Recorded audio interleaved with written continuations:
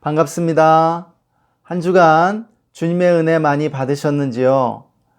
벌써 입춘도 지나고 남녘에는 봄 기운이 올라오고 있다는 소식입니다. 이제 곧 추운 겨울도 지나고 코로나도 잠잠해지길 기대합니다. 이제 주기도문으로 2월 첫째 주일 예배를 시작하시겠습니다. 하늘에 계신 우리 아버지여, 이름이 거룩히 여김을 받으시오며 나라가 임하시오며 뜻이 하늘에서 이루어진 것 같이 땅에서도 이루어지이다.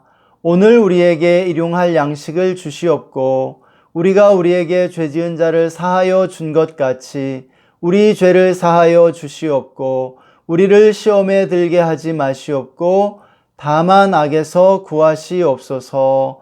나라와 권세와 영광이 아버지께 영원히 있사옵나이다. 아멘. 그리스도인들이 가장 좋아하는 것은 은혜입니다. 그리스도인들이 가장 많이 말하는 단어도 은혜이죠. 그리스도인의 인사도 은혜 받으셨습니까? 라는 것입니다. 성경은 우리가 오직 예수 그리스도의 은혜로 구원받았음을 가르쳐 줍니다. 은혜는 자격 없는 자에게 주시는 하나님의 무조건적인 선물이죠. 내가 너의 모든 죄를 용서하노라. 내가 너의 과거를 다 잊었어. 이러한 하나님의 용서의 선포가 바로 은혜입니다. 우리는 은혜 아니면 하나님 앞에 설 수 없습니다. 은혜 아니면 하나님께 나아갈 수 없습니다. 우리의 어떠함이나 자격이 아니라 오직 하나님의 은혜로 하나님 앞에 나아갈 수 있다는 것이 얼마나 놀라운 진리입니까? 세상의 모든 종교 가운데 은혜를 선포하는 것은 기독교뿐입니다. 다른 모든 종교들은 조건적인 구원을 이야기하고 있는 것이죠. 그러나 기독교는 무조건적인 하나님의 사랑과 용서를 말해주고 있습니다. 이 은혜가 우리를 자유롭게 하는 줄 믿습니다. 은혜가 없으면 참 자유도 없다라는 것이죠. 이렇게 예배는 은혜로 드리는 것이기에 예배 안에는 은혜가 늘 충만하게 넘치는 줄 믿습니다. 그러므로 우리는 은혜로 살아야 합니다. 은혜를 말하고 은혜를 선포하며 늘 그 은혜를 기억하며 살아야 할 줄 믿습니다. 오늘도 예수 그리스도로 말미암아 우리에게 주어지고 있는 그 은혜를 의지하여 주님께 나아갑시다.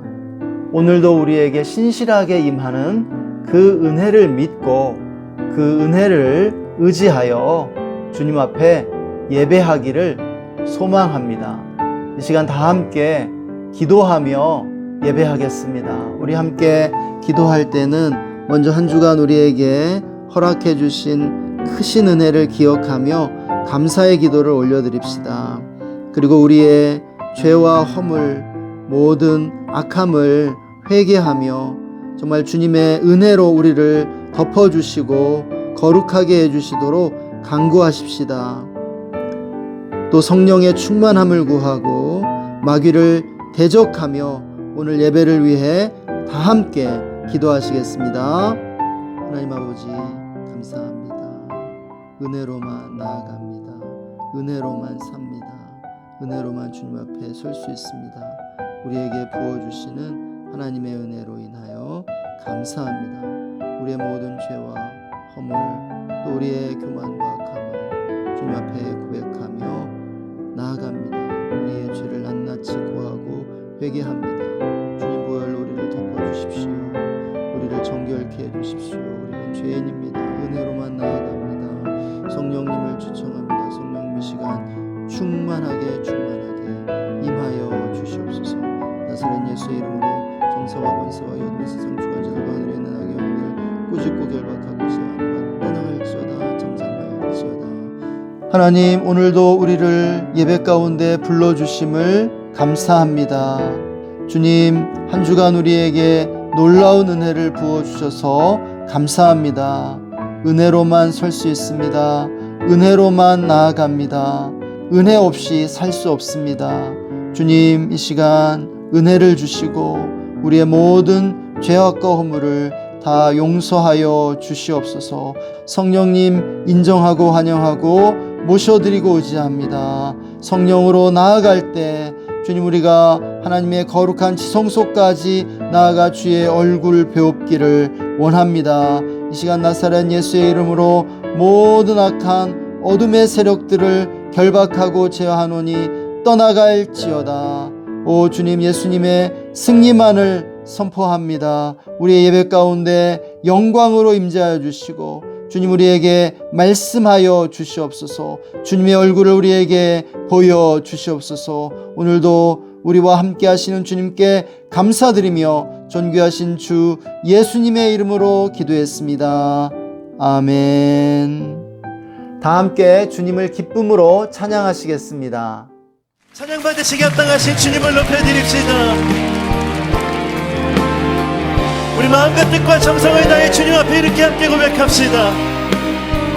주의 영광 이곳에 가득해, 주의 영광 이곳에 가득해.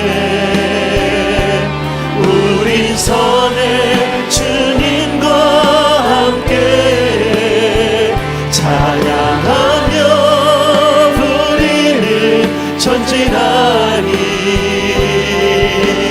모든 열방 다시 한번 더 주의 영광 이곳에 가득해, 주의 영광 이곳에 가득해. 우리 선의 주님과 함께 찬양하며 우리는 전진하리. 모든 열방 주 볼 때까지 내는 주의 영광을 보내. 내는 주의 영광을 보내. 우리 가운데 계신 주님, 그 빛난 영광 온 하늘 덮고 그 찬송 온 땅 가득해. 내는 주의 영광을 보내. 찬송 가운데 서신 주님, 주님의 얼굴은 온 세상 향하네. 권능의 발을 드셨네. 주의 영광 이곳에 가득해. 우리 선의 주님과 함께 찬양하며 우리는 전진하리. 모든 열방 간절히 고백합시다. 하늘아버지 우리를 새롭게 하사, 하늘아버지 우리를 새롭게 하사. 열방 중에서 주를 섬기게 하소서. 모든 나라 일어나 찬송 부르며 영광의 주님을 보게 하소서. 주의 영광 이곳에 가득해. 우린 선의 주님과 함께 찬양하며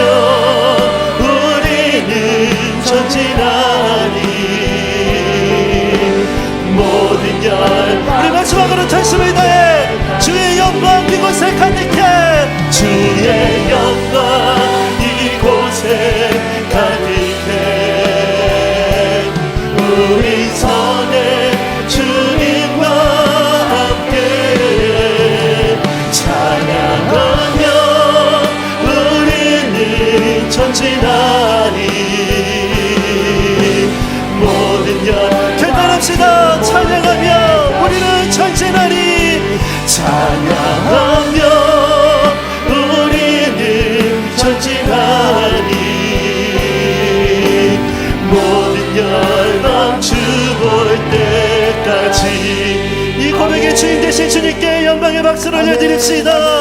할렐루야. 하나님 주님을 기대합니다. 우리 함께 기쁨으로 손뼉치며 주님을 찬양합시다. 우리 가사를 생각하며 함께 고백합시다. 나의 가장 낮은 마음, 나의 가장 낮은 마음, 주님께서 기뻐하시고 작은 일에 큰 기쁨을 느끼게 하시는도다. 내가 지쳐 무력할 때 주님 내게 힘이 되시고 아름다운 하늘나라 내 맘에 주시는도다. 우리에게 축복하신 하나님 사랑, 낮은 자를 높여주시고 아름다운 하늘나라 허락하시고 아름다운 하늘나라 허락하시고 내 모든 것 예비하시네. 아멘. 찬양함의 기쁨을, 찬양함의 기쁨을, 감사함의 평안을, 간구함의 하나님 알도록. 저부터 함께 고백합시다. 나의 가장 낮은 마음, 나의 가장 낮은 마음, 주님께서 기뻐하시고 작은 일에 큰 기쁨을 느끼게 하시는도다. 내가 지쳐 주님 내게 힘이 되시고 아멘. 아름다운 하늘나라 내 맘에 주시는도다. 우리에게 축복하신 하나님 사랑, 낮은 자를 높여주시고 낮은 자를 높여주시고 하늘나라 허락하시고 내 모든 것 예비하시네. 여호와 이레 하나님 주님을 찬양합시다. 할렐루야. 찬양함의 기쁨을, 감사함의 평안을, 간구함의 하나님 알도록. 찬양함의 기쁨을, 감사함의 평안을, 찬양함의 기쁨을, 감사함의 평안을, 간구함의 하나님 알도록. 우리 한번 전심을 다해 찬양함의 기쁨을, 감사함의 평안을, 찬양함의 기쁨을, 감사함의 평안을, 간구함의 하나님 알도록. 우리 마지막으로 전심을 다해 선포합시다. 찬양함의 기쁨을, 찬양함의 기쁨을, 감사함의 평안을, 간구함의 하나님 알도록. 그래서 고백합시다. 주 하나님, 주 하나님, 독생자 예수 날 위하여 오시던데 내 모든 죄 다 사시고 다 사하시고 죽음에서 부활하신. 이절 함께 고백합시다. 주 안에서 모든 날 새며 도우시는 주의 사랑, 참 기쁜 것 확신 가지고 예수님의 도우심을 믿으며 살리. 함께 선포합시다. 살아계신 주, 살아계신 주, 나의 참된 소망, 걱정 근심 전혀 없네. 사랑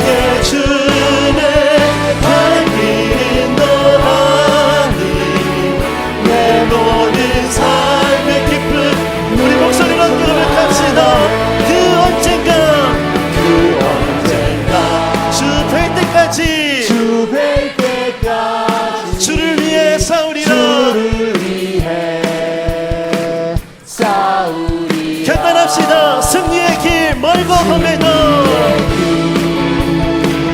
멀고함에도 주님께서 나의 앞길 지켜주시리. 아멘. 살아계신 주 나의 참된 소망 걱정 의심 전혀 없네. 사랑의 주네 갈 길이 너하니 내 모든 삶의 기쁨. 우리 마지막으로 찬송을 다해 살아계신 주 살아계신 주 나의 참된 소망 걱정 근심 전혀 없네.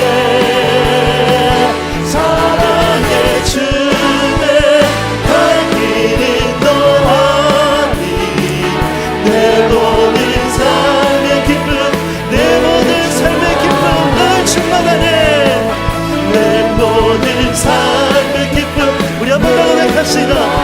내 모든 삶의 기쁨 내 모든 삶의 기쁨 늘 충만하네. 할렐루야. 그렇습니다. 주님 앞서 행하시며 우리의 소망 되신 하나님 주님을 바라봅니다. 할렐루야. 오늘 예배 가운데 하나님께서 하늘의 놀라운 평강과 평화의 은혜를 부어주시는 줄 믿습니다.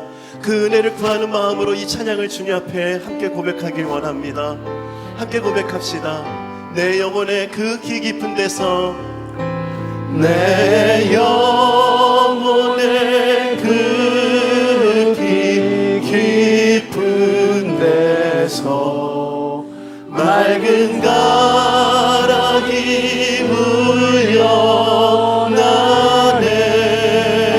울려나네.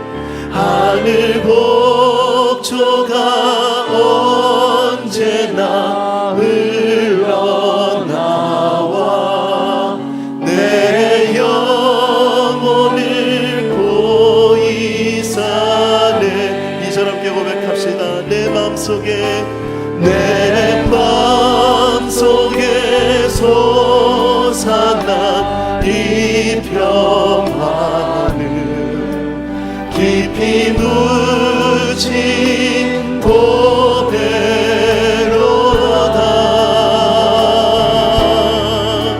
나의 보화를 캐내어 가져갈 자 그 아무도 없으리라.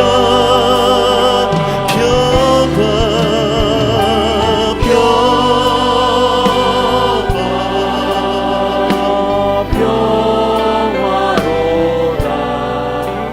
하늘 위에서 내려오네.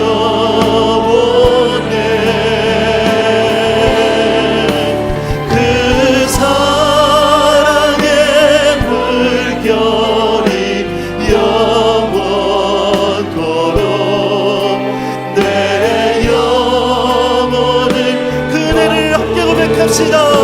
평화 평화로다. 아멘.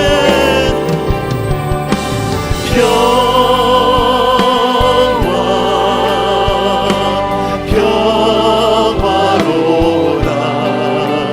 하늘 위에서 내려오네.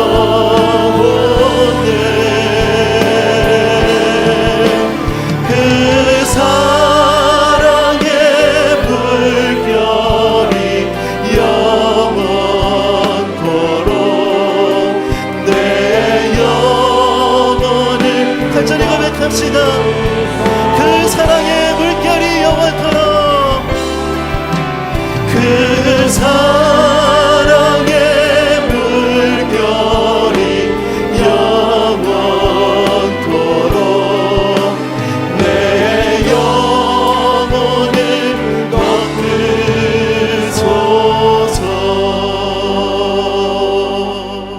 덮으소서. 주님, 우리의 마음속에 감추인 보물이신 예수 그리스도를 찬양합니다. 주님으로 인하여 우리의 삶에 평화가 넘쳐남을 고백합니다. 주님, 오늘 예배 가운데 함께하는 모든 성도님들을 기억하여 주시고 하늘로부터 내려오는 주님의 놀라운 평화를 맛보게 하여 주시옵소서. 마음의 걱정 근심은 떠나가게 하여 주시고 인생의 모든 문제들이 해결될 수 있도록 은혜의 빛을 비추어 주시기를 원합니다. 하나님, 코로나를 속히 물리쳐 주시옵소서. 코로나로 인해 어려움 가운데 있는 영세, 자영업자들, 상공인들 붙잡아 주시고 이 어려움을 잘 이겨낼 수 있도록 축복해 주시기를 원합니다. 아버지, 정치가 안정되고 정의와 공의가 구현되며 또한 경제도 회복될 수 있도록 축복해 주시옵소서. 주님, 북한에 우리의 형제 자매들을 긍휼히 여겨 주시며 그들에게 참된 자유의 기쁨을 회복시켜 주시기를 원합니다. 하나님, 추위와 굶주림으로 고통당하는 이들을 찾아가 주시고 일용할 양식과 또한 추위를 피할 수 있도록 은혜 내려 주시옵소서. 하나님, 선교사님들을 기억하여 주시고 모든 민족들이 하나님을 찬양케 하여 주시옵소서. 대저 물이 바다를 덮음같이 하나님을 아는 지식의 영광이 온 땅을 덮도록 하나님, 우리를 사용해 주시옵소서. 하나님, 우리의 일가 친척과 가족들과 또 우리의 친구들, 우리가 사랑하는 이들 구원해 주시기를 원합니다. 우리나라의 새로운 영적인 각성과 부흥을 허락하여 주시옵소서. 오늘도 말씀 들을 때 주님 음성 듣게 해주시기 원합니다. 감사하며 사랑하는 주 예수님 이름으로 기도했습니다. 아멘. 오늘 우리에게 주시는 하나님의 말씀은 사도행전 8장 26절에서 40절까지의 말씀입니다. 다 함께 한 목소리로 읽겠습니다. 주의 사자가 빌립에게 말하여 이르되 일어나서 남쪽으로 향하여 예루살렘에서 가사로 내려가는 길까지 가라 하니 그 길은 광야라. 일어나 가서 보니 에디오피아 사람 곧 에디오피아 여왕 간다게의 모든 국고를 맡은 관리인 네시가 예배하러 예루살렘에 왔다가 돌아가는데 수레를 타고 선지자 이사야의 글을 읽더라.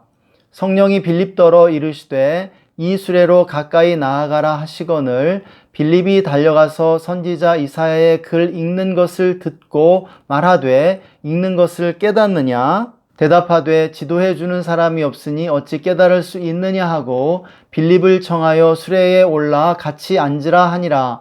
읽는 성경 구절은 이것이니 일러스되 그가 도살자에게로 가는 양과 같이 끌려갔고 털 깎는 자 앞에 있는 어린 양이 조용함과 같이 그의 입을 열지 아니하였도다. 그가 굴욕을 당했을 때 공정한 재판도 받지 못하였으니 누가 그의 세대를 말하리요. 그의 생명이 땅에서 빼앗김이로다 하였거늘 그 내시가 빌립에게 말하되 청컨대 내가 묻노니 선지자가 이 말한 것이 누구를 가리킴이냐 자기를 가리킴이냐 타인을 가리킴이냐.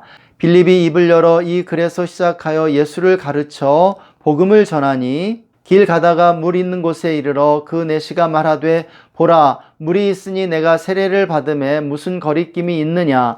이에 명하여 수레를 멈추고 빌립과 내시가 둘 다 물에 내려가 빌립이 세례를 베풀고 둘이 물에서 올라올새 주의 영이 빌립을 이끌어 간지라. 내시는 기쁘게 길을 가므로 그를 다시 보지 못하니라.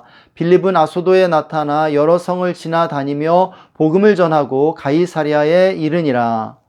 아멘. 반갑습니다. 말씀 가운데 주님의 은혜가 넘치길 바랍니다. 제가 요즘 조선왕조실록을 읽고 있는데요. 임진왜란 당시 일본이 5만에서 6만 정도의 군대로 우리나라를 쳐들어왔습니다. 그때 부산성과 동래성에서의 짧은 전투 외에는 거의 저항을 받지 않고 충주까지 파죽지세로 올라가게 됩니다. 당시 조선이 200년 동안이나 평화를 누린 끝에 군대가 오합지졸이 되었기 때문이죠. 조선의 군대는 일본군을 보면 도망치기에 급급했습니다. 충주에서 신립장군이 이끄는 조선의 주력 군대가 손쉽게 격파당하자 평양까지 무혈 입성을 하게 됩니다. 그때까지 조선의 군대는 조총과 일본군에 대한 두려움으로 도망치기에만 급급했습니다. 그러다 하나의 중요한 전환점을 맞이하게 되죠.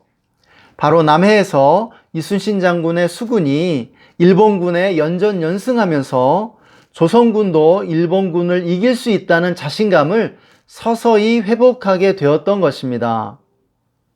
우리 역사를 돌아보면 영웅의 기상을 타고난 분들이 계심을 알 수 있습니다.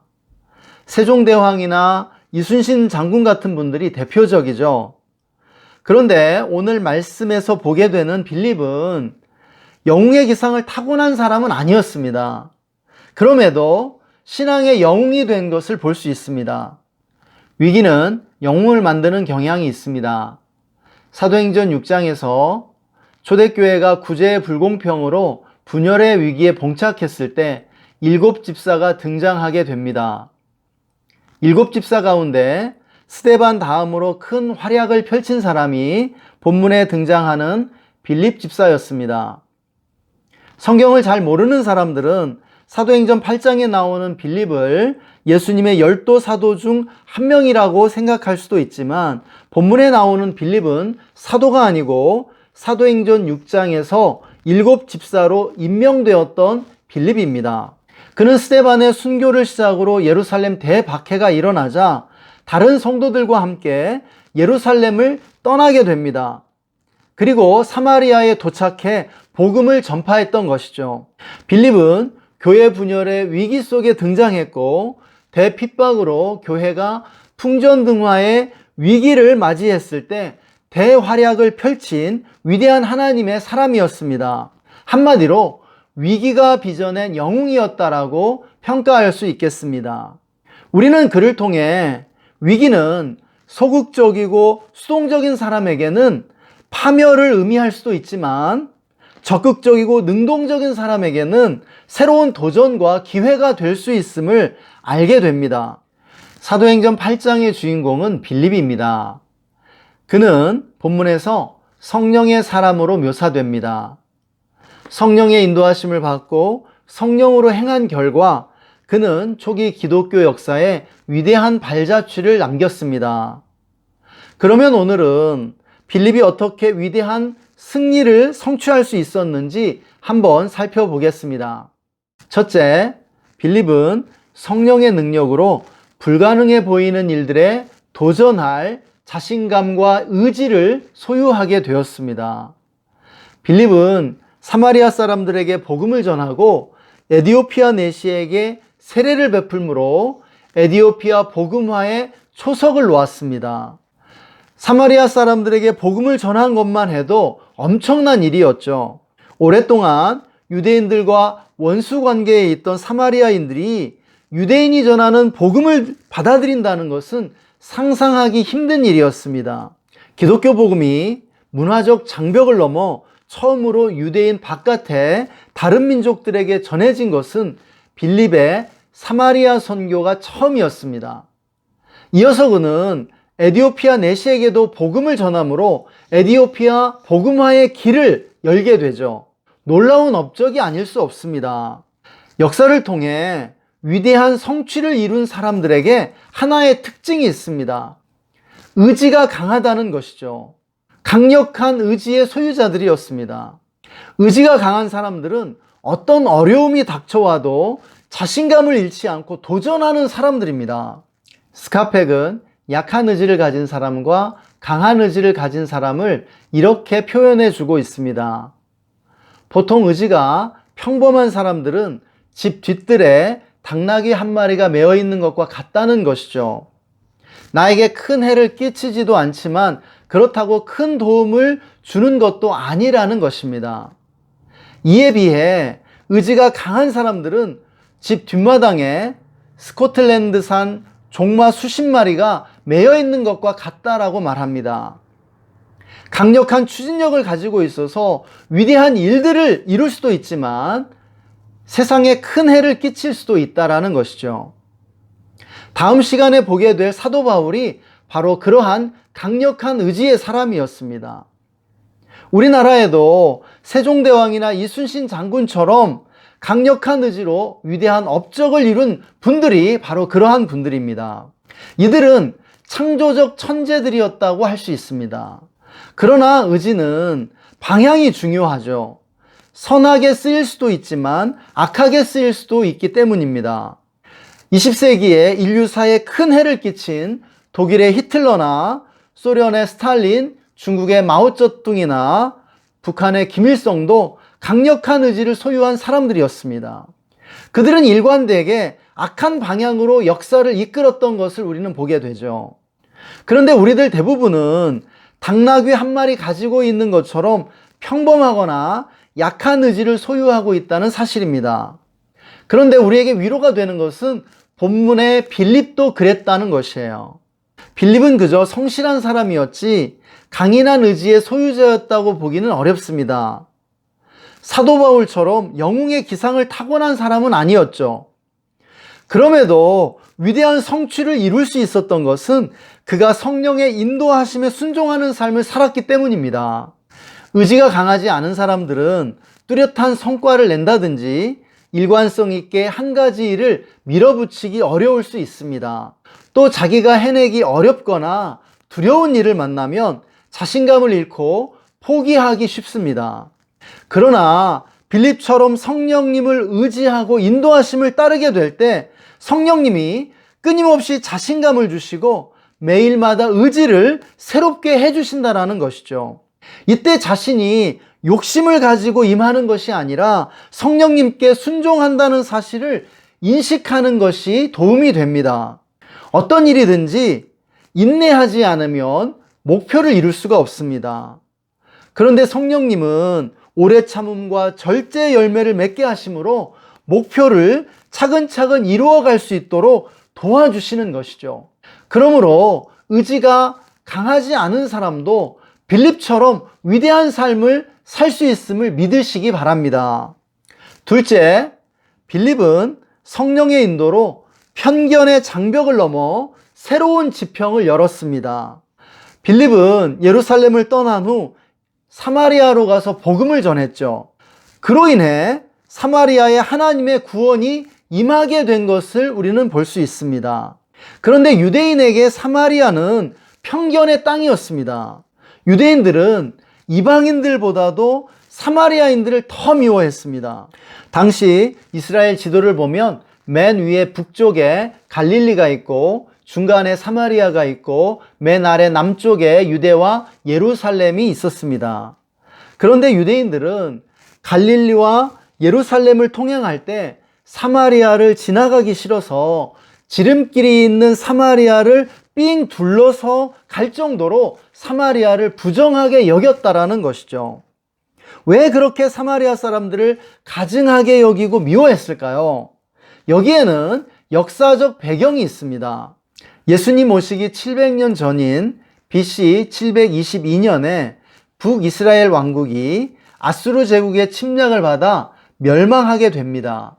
그 후 아수르 제국의 민족 혼합 정책에 의해 이방인과의 혼혈인들이 북이스라엘 지역에 생겨나게 되는데 그들이 바로 사마리아인이었던 것이죠. 그리고 이곳에서 외국인의 이방 종교와 이스라엘의 여호와 신앙이 혼합된 혼합 종교가 성행하게 됩니다. 여기서 갈등이 시작되었고 역사가 흐르면서 갈등은 점점 증폭되었습니다. 이 당시에는 우리가 일본인들을 미워하는 것과는 비교도 할 수 없을 정도로 유대인들이 사마리아인들을 멸시하고 미워하고 있었던 것입니다. 선교는 문화적 장벽을 뛰어넘어야 할 수 있는 것입니다. 그런데 문화의 장벽보다 뛰어넘기 힘든 것이 바로 편견의 장벽이라는 것입니다. 우리도 아프리카나 유럽에 대해서는 호의를 가질 수 있지만 중국이나 일본에 대해서는 미움과 경멸을 갖기가 쉽습니다. 지리적으로나 문화적으로나 아프리카나 유럽이 훨씬 멀고 중국과 일본은 가깝지만 과거 역사에서 억압과 상처를 받았기 때문에 편견이 생겨난 것이죠. 그런데 빌립은 유대인으로서 사마리아에 대한 편견을 버리고 복음을 전한 결과 놀라운 성공을 거두게 됩니다. 우리도 빌립처럼 인생의 지평, 사고의 지평을 열기 위해서는 편견을 버릴 수 있어야 합니다.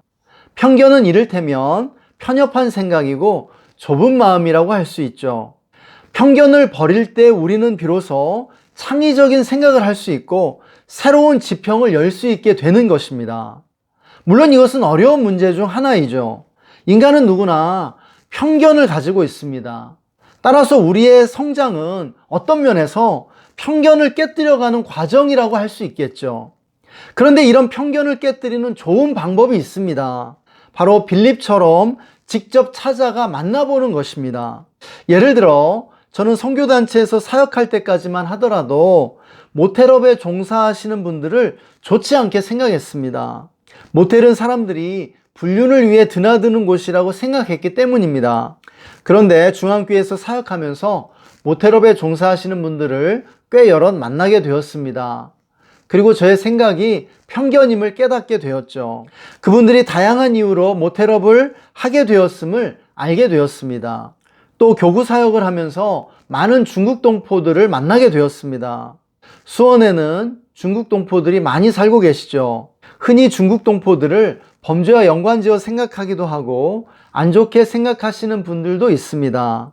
저 역시 직접 만나보지 않았더라면 다른 사람들처럼 약간 우려 섞인 시선으로 바라보지 않았을까 생각됩니다. 그런데 직접 만나보면서 이분들이 굉장히 근검절약하고 선하게 사는 모습을 보게 되었습니다. 그러면서 저의 편견도 깨지게 되었습니다.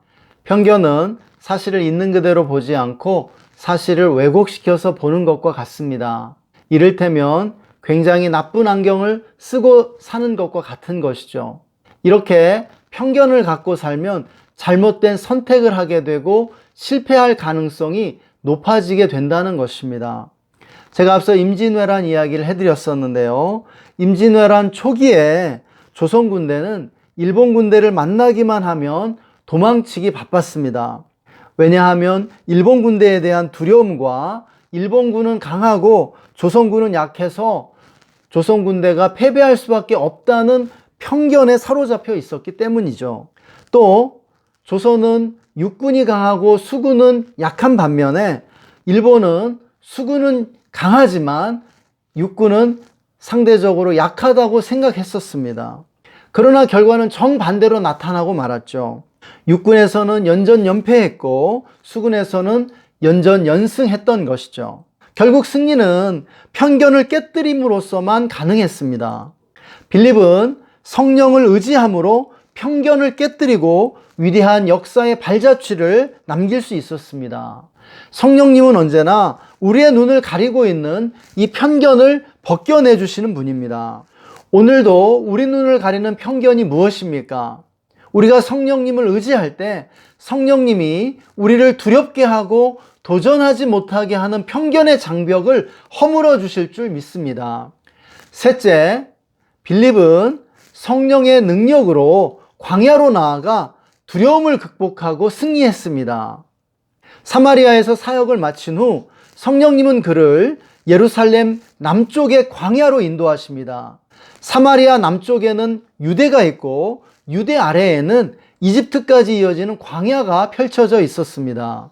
사마리아에서 무려 100km 이상 걸어가야 하는 거리에 있는 광야로 성령님은 빌립을 인도하셨습니다. 광야는 낮의 더위와 밤의 추위가 견딜 수 없고 목마름과 굶주림으로 자칫 목숨을 잃을 수도 있는 곳입니다. 광야는 사막이기 때문이죠.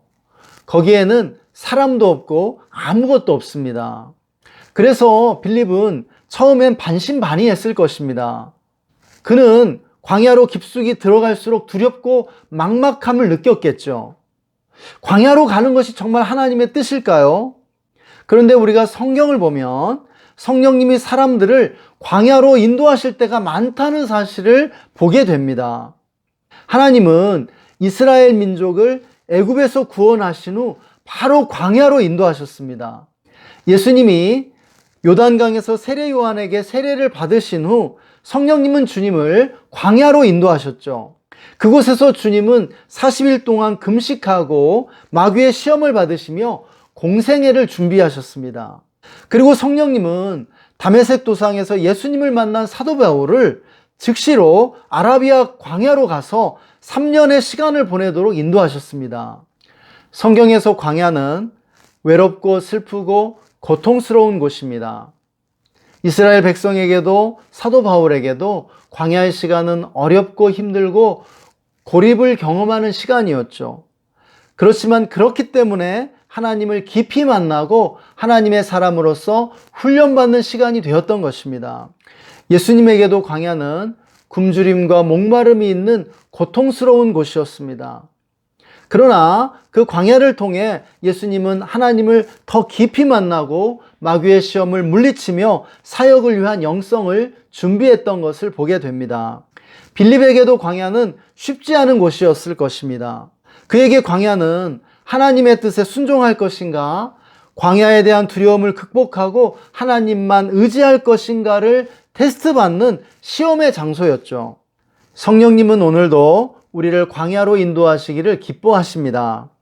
앞서 말씀드린 바와 같이 광야는 외롭고 슬프고 고통스러운 곳, 목마름과 굶주림, 그리고 더위와 추위가 있는 곳입니다. 우리가 광야로 내몰린다고 느낄 때 우리는 흔히 하나님을 원망하고 인생이 무너지는 것처럼 느낍니다. 인생 끝났다고 생각할 수도 있죠. 그러나 그렇지 않습니다. 무엇보다도 광야는 놀라운 축복을 감추고 있다는 사실을 믿으시기 바랍니다. 광야는 보물을 감추고 있다는 것이에요. 우리가 찾아야 할 인생의 보물이 있습니다. 그런데 그 인생의 보물이 광야에 있다는 것이에요. 하나님이 나만을 위해 준비해 놓으신 인생의 보물이 있습니다. 그 보물을 찾기 원한다면 광야로 나아가야 하는 줄 믿으시기 바랍니다. 우리는 모두 광야를 필요로 합니다. 성장하기 위해서도 광야가 필요하고 인생의 위대한 승리를 일구기 위해서도 광야가 필요하기 때문입니다. 수많은 사람들이 광야에서 하나님을 만났고 마귀의 시험을 물리쳤으며 인생을 승리로 이끌 지혜와 힘을 얻었다는 사실입니다. 광야가 아니라면 우리를 하나님의 백성으로 훈련시켜줄 시간과 공간이 없습니다. 빌립도 광야에서 그 자신을 위해 하나님이 예비해 놓으신 보물을 찾아내고야 말았습니다. 그 보물은 바로 에디오피아 내시였죠. 주님은 빌립으로 하여금 에디오피아 내시에게 복음을 전하게 하시고 세례를 베풀게 하셨습니다. 에디오피아는 역사상 최초로 기독교를 공인하고 기독교 국가가 된 나라입니다. 에디오피아의 기독교는 세계에서 가장 오래된 기독교로 공인받고 있죠. 에디오피아 기독교가 빌립에서 시작되었다는 사실을 오늘 사도행전은 우리에게 가르쳐주고 있습니다. 이제 말씀을 정리하겠습니다. 빌립은 7집사의 한 사람으로 사도는 아니었지만 사도행전 8장 전체를 장식하고 있는 위대한 하나님의 사람이 되었습니다. 그가 위대한 영웅의 한 사람이 된 것은 오직 성령의 인도함을 받으며 성령을 의지했기 때문임을 볼 수 있습니다. 강한 의지를 가지지 못했지만 성령의 인도에 순종함으로 역사의 발자취를 남기게 되었던 것이죠. 우리는 그를 통해 의지가 약하고 자신감이 부족하다 할지라도 성령님을 의지하고 성령의 인도에 따라 살아갈 때 위대한 삶을 살 수 있음을 배우게 됩니다. 또 빌립은 성령의 인도를 받아 편견의 장벽을 쉽게 뛰어넘을 수 있었습니다. 우리도 신앙인으로서 많은 편견들을 가지고 살아갑니다. 동성애자들에 대한 편견, 교파에 대한 편견, 다른 민족에 대한 편견, 또 회사와 직장에서 만나는 동료들에 대한 편견, 이단과 다른 종교에 대한 편견 등입니다. 그런데 우리가 이러한 편견을 버릴 때 비로소 품을 수 있는 관용이 생기게 되고 미움 대신 사랑을 품을 수 있습니다. 또 우리가 다른 민족들, 또 우리의 동료들, 또 이단과 다른 종교인들에 대해서도 우리가 관용을 가지고 품어줄 수 있어야 합니다. 이런 편견을 뛰어넘지 못하는 한 우리는 성장할 수 없고 인생의 승리자들이 될 수 없음을 믿으시기 바랍니다. 그러므로 빌립처럼 성령의 인도를 받아 다른 사람들을 찾아가 직접 만나고 경험함으로 편견들을 극복해 나가야 할 줄 믿습니다. 마지막으로 빌립은 성령의 인도로 광야로 나아가 두려움을 극복하고 승리했습니다. 성경에서 광야는 하나님을 만나는 곳이요 마귀의 시험을 물리치는 곳이며 하나님의 백성으로 훈련되고 준비되는 곳입니다. 성령님은 우리를 인생의 광야로 인도하셔서 하나님을 더 깊이 만나게 하시고 마귀를 이기게 하시며 영혼의 성장을 위해 훈련하시고 준비시켜 주시는 것입니다. 광야는 인생의 보물을 품고 있는 곳이죠. 그러므로 우리는 인생의 광야를 두려워하지 말고 성령을 의지함으로 나아가야 할 줄 믿습니다. 광야에서 우리는 비로소 성령의 사람이 되어 참된 승리를 얻게 될 것이기 때문입니다. 이 시간 함께 말씀 적용하며 기도하시겠습니다. 우리 시간 들은 말씀 가지고 우리 기도할 때는 성령님의 인도함을 받으며 성령님을 의지함으로 나의 힘으로 사는 것이 아니라 성령님의 능력을 받아 살아갈 수 있게 해달라고 기도합시다. 또 빌립처럼 우리가 성령의 능력으로 편견을 깨뜨리고 성장해 가며 살아갈 수 있도록 우리 함께 기도합시다. 또 마지막으로 성령님이 우리를 광야로 인도하실 때 광야가 품고 있는 인생의 보물을 찾게 해달라고, 광야로 담대히 나아가 인생의 승리자가 되게 해달라고 함께 기도하시겠습니다. 함께 기도합시다. 하나님 감사합니다. 정말 어떻게 성령의 사람이 되어야 할지 생각해 보았습니다. 정말 우리가 빌립처럼 성령의 사람이 되게 해주십시오. 아버지, 정말 강한 의지를 소유하고 있지 못하지만 성령님의 인도함을 받고 성령님을 의지하여 날마다 자신감과 의지가 새로워질 수 있도록 축복해 주시옵소서. 하나님 또한 빌립처럼 성령으로 말미암아 편견의 장벽을 뛰어넘어 위대한 일들을 행할 수 있도록 축복해 주시옵소서. 성령님이 우리를 광야로 인도하실 때 기꺼이 광야로 나아가 광야가 품고 있는 인생의 보물을 찾을 수 있도록 축복해 주시옵소서. 정말 아버지가 광야에 숨겨놓으신 그 보물을 아버지 찾을 수 있도록 주기를 원합니다. 주님 함께 해주셔서 감사합니다. 광야를 두려워하지 않게 해주십시오. 광야에서 하나님 더 깊이 만나고 훈련받으며 마귀를 물리치게 해주시기를 원합니다. 하나님, 오늘도 우리에게 말씀해 주심을 감사합니다. 하나님, 우리가 빌립처럼 성령의 사람이 되어 날마다 성령의 인도를 받고 성령님께 순종하는 사람들이 되기를 간절히 원합니다. 하나님, 우리가 우리의 힘으로 사는 것이 아니라 성령님이 공급하시는 그 힘과 능력을 받아서 살아갈 수 있도록 축복해 주시옵소서.